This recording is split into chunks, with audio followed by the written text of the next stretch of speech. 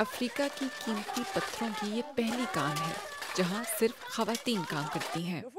جب ہم نے یہاں کام شروع کیا تو برادری کے بہت سے لوگوں نے ہمارا مذاق اڑایا اور پوچھا کہ ایک کان میں کس طرح ایک خاتون کام کر سکتی ہے۔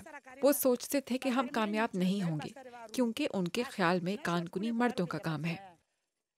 لیکن گزشتہ 2 سالوں میں وہ ہم پر یقین کرنے لگے ہیں اور وہ اب ہمیں قابل کان کنوں کے طور پر دیکھتے ہیں۔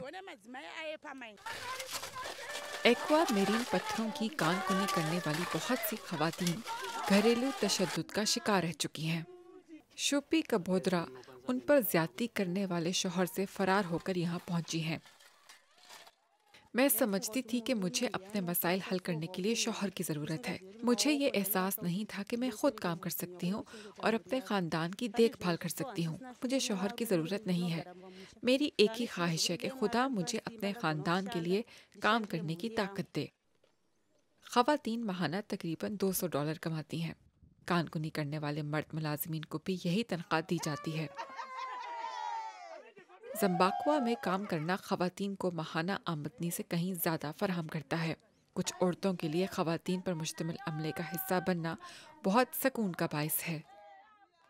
خواتین کے ایک گروپ کے طور پر کام کرتے ہوئے ہم اپنے مختلف تجربات شیئر کر سکتی ہیں اور اپنے خیالات کو یکجا کرتے ہوئے ہم ایک دوسرے کی مدد کر سکتی ہیں۔